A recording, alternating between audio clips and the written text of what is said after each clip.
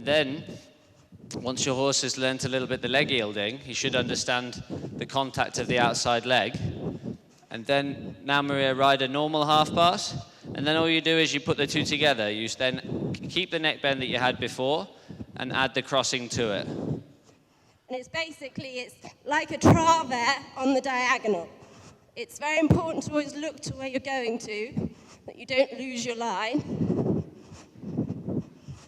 And of course, sort of starting it, you keep the line very long. So I do that once on the other rein as well. It's another thing, Mike, isn't it? It's very important to do the same things on both reins. And make sure that both sides become equal. So again, I start with a little bit of travers on the long side. And if I was to feel he wasn't listening to my outside leg, I'd switch the neck bend through a bit to the left and do some shoulder in, and then switch the neck bend through to the right.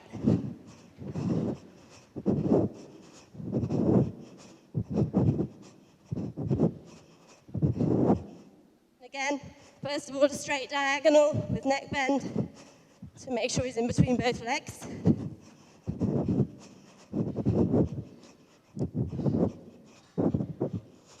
And then you think of riding travers on the diagonal.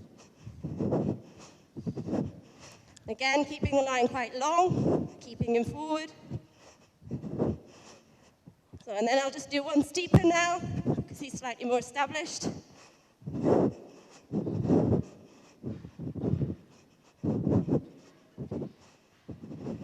That's it, that's very good. That's it, and you can see the crossing there becoming more into the picture. But she still has a really good amount of neck bend and direction from the front. You find a lot of horses, you can have one or the other. You can ride onto the diagonal and have really good position, but with that position, it takes away the amount of crossing. And then you arse with the outside leg, and the horse suddenly then takes the neck bend away and falls through the inside leg. And you have the crossing, but you've lost the neck bend. And what the really nice thing about that half pass is there's a really good amount of inside bend around the inside leg, which normally makes the horse want to drift this way. But because of the connection and the balance, he's able to actually really cross well in the unnatural position. Yeah? When you're teaching a horse to move this way or this way, you find that if you take the neck to the left, the horse automatically wants to move to the right. Take the neck to the right, the horse wants to move to the left. So it's not natural for the horse to want to go to the right when he has right neck bend.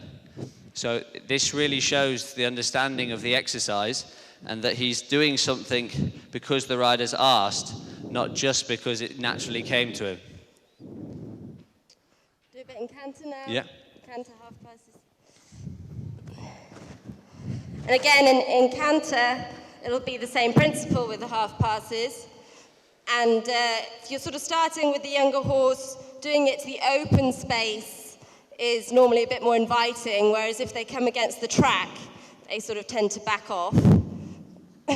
So in canter, you want to do it from the center line, from the corner to the center line.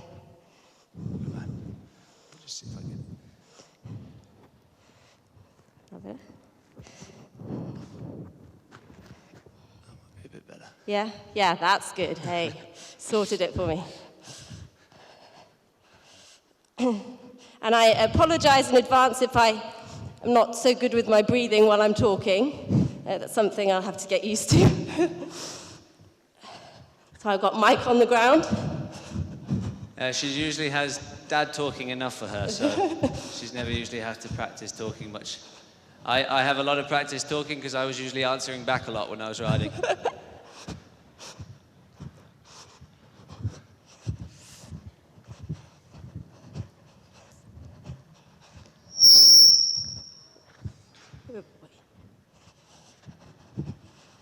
Okay, so again, travers on the diagonal towards the center line, down to where A or C would be.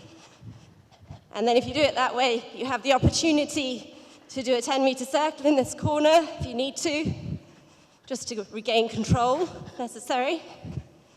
And then you can do the half pass again.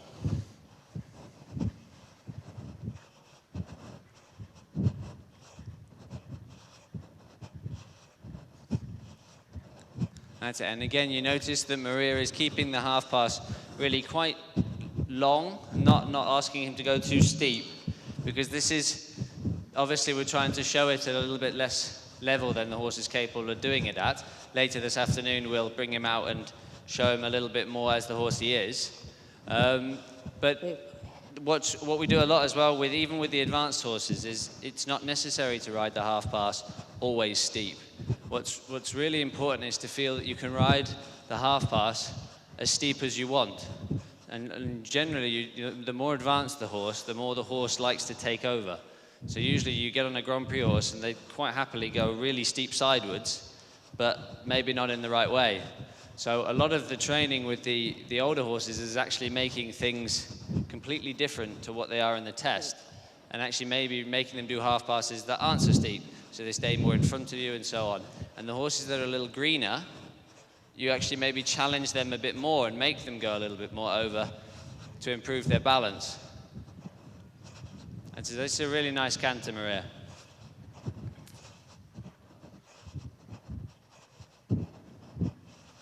So perhaps, Mike, you could explain how you would approach counter-canter and a flying change, while I just show the same on the left a bit.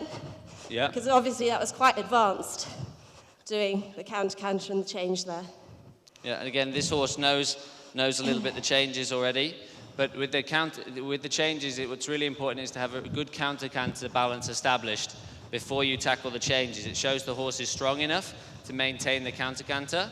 It brings the horse on the aids, therefore they're listening to you a little bit better. And what we always do is we start with the counter-canter by just riding a half circle return, back to the kicking board somewhere around the middle, and then just making them canter to the corner, no further, and then back to trot, and just keep repeating that a few times. And then when their balance is really good to hold this, then what you do is you take it round the short side. But what's really important is that you don't get too close to the short side. So you almost want to feel that you're doing your counter-canter, and there's the short side. You almost want to feel that you turn here. Already start turning here. So if the horse gets a little vulnerable with wanting to change or fall back to trot, you still have time to move them back to the left again and correct what they wanted to do, and then have another go. You get stuck on the short side or too close to the kicking board, and they panic a little bit and they don't quite know what to do, you've got nowhere to go. So then you find you end up having to either let them trot or let them change or come off the aids. So always giving yourself enough space. And then when the horse understands more about the counter-canter, then you can challenge them a little bit closer to the kicking board and into the corners.